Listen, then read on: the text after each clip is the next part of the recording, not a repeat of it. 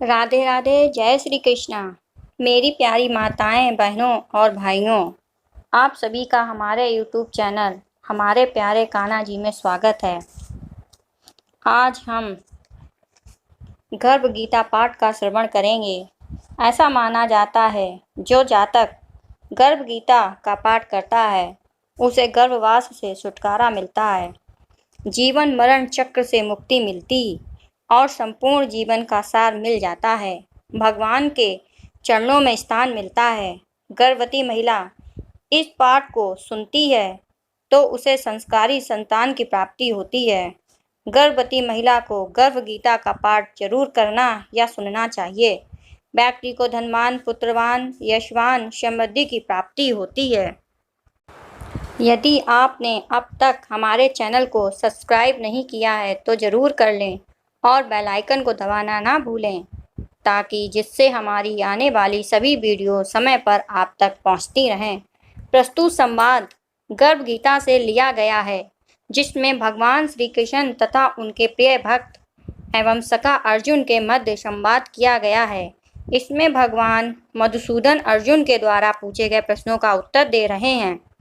एक समय की बात है, अर्जुन ने भगवान श्री कृष्ण से पूछा कि भगवान, क्या कारण है कि किसी जीव को माँ के गर्भ में आना पड़ता है तथा भांति भांति के कष्ट भोगने पड़ते हैं। ऐसा जीव के किन गुण तथा दोषों के कारण होता है? प्राणी अपने जन्म से पूर्व तो कष्ट पाता ही है, जन्म लेते समय भी उसे कष्टों से छुटकारा नहीं मिलता। अर्जुन आगे बोलते हैं, इसके बाद आजीवन मृत्यु काल तक उसे रोग, कष्ट आदि का सामना करना पड़ता है। यह सुनकर भगवान मुस्कुराते हुए बोले, हे अर्जुन, मृत्यु लोक में जन्म लेने के पश्चात प्रत्येक जीवात्मा इस संसार की माया से प्रेरित होकर भौतिक संसाधनों के बंधनों में बंध जाती। वह अपना मुख्य उद्देश्य, जो कि मात्र ईश्वर की प्राप्ति है, उसे भूलकर परिवार, पुत्र पुत्रियों, सगे संबंधियों आदि के मुंह में फंसकर ही रह जाती है। मृत्यु पर्यंत तक इन सभी में फंसे होने के बाद जब जीव का अंतिम समय आता है तो वह अपनी अधूरी इच्छाओं के बारे में ही सोचते हुए प्राण त्यागता है। हे अर्जुन, ऐसा इस कारण होता है कि मानव जाति कभी कभी संतुष्ट नहीं होती, उसे सदैव कुछ और की चाहत बनी रहती है।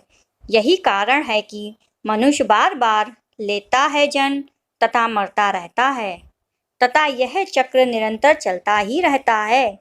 आगे अर्जुन पूछते हैं, हे प्रभु, इस माया से पार पाना तो बड़ा कठिन है।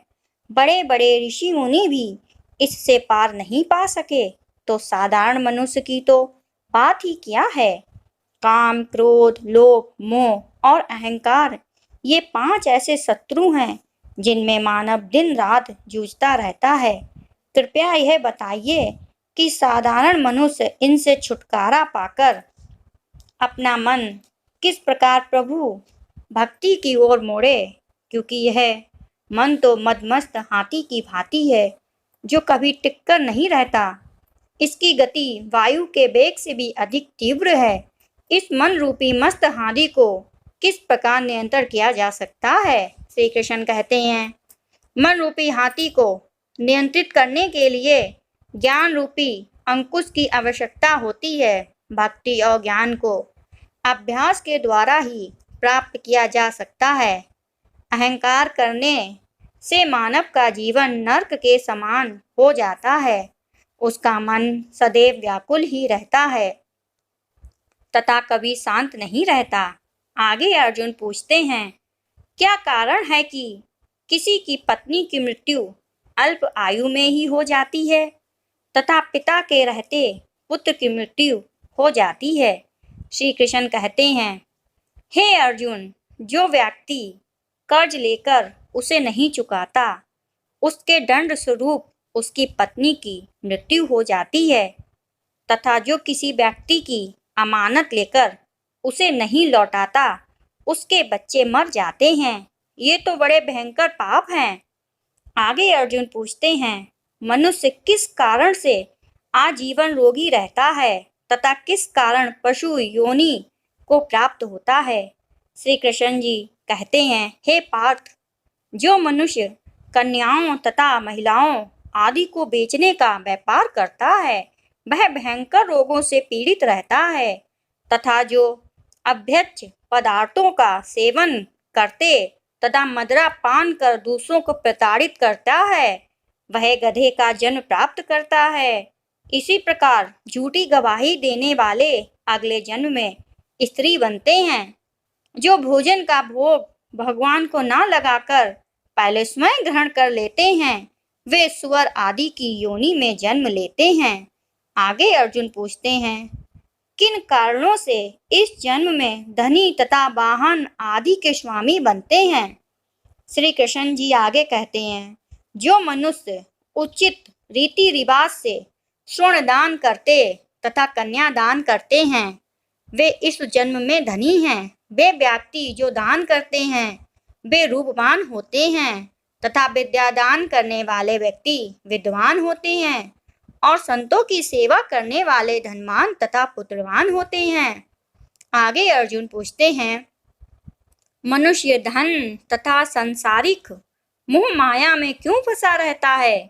श्री कृष्ण जी कहते हैं, जब प्राणी मेरी कृपा से वंचित हो जाता है तब वह संसारिक बंधनों में फंसकर दूर रहा करते हैं। वे जानते हैं कि लाभ हानि, जीवन मरण, यश अपयश तथा मान सम्मान संसार में घटने वाली प्रत्येक घटना परमात्मा की इच्छा से ही घटती है।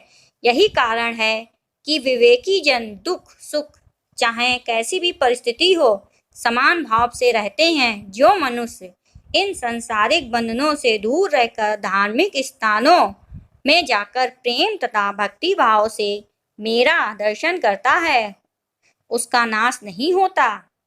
श्री कृष्ण जी अर्जुन को समझाते हुए कहते हैं कि ऐसा ब्रह्मचारी तथा संयमी पुरुष जो सदैव ईश्वर की भक्ति तथा परोपकार में लगा हो उसे ही अपना गुरु बनाना चाहिए। गुरु के माध्यम से ही ईश्वर की प्राप्ति हो सकती है, अन्यथा नहीं। जो गुरु का आदर नहीं करते वे व्यक्ति आजीवन मृत्युलोक में भटकते रहते हैं। आगे श्री कृष्ण जी कहते हैं, समस्त संसार के गुरु जगन्नाथ हैं, विद्या का गुरु काशी हैं तथा ब्राह्मण का गुरु सन्यासी है। सन्यासी वो है जिसने सब कुछ त्याग कर मुझ में रम गया हो। गुरु से विमुख व्यक्ति का तो भजन भी अपवित्र होता है, उसके सभी कार्य विफल होते हैं। गुरु की सेवा करने वाले को सैकड़ों अश्वमेध यज्ञों के फल की प्राप्ति होती है। आगे श्री कृष्ण जी कहते हैं, अर्जुन जो भी गर्भ गीता में अंकित हम दोनों के इस संवाद को सुनता या सुनाता तथा पढ़ता है वे गर्भ के दुख से छुटकारा पा लेते हैं तथा नरक की 84 योनियों के चक्र से मुक्त होकर जन्म तथा मरण से मुक्त हो जाते हैं। अतः प्रत्येक व्यक्ति को इसे पढ़ना और सुनना चाहिए। ऐसा करने से भगवान श्री कृष्ण की अनुकंपा भक्त पर सदैव बनी रहती है तथा सभी मनोकामना पूर्ण होने के साथ साथ इस जन्म तथा पिछले जन्मों में किए गए पापों से भी छुटकारा मिलता है। मेरे वीडियो को लाइक कर दें और वीडियो को ज़्यादा से ज़्यादा शेयर करें।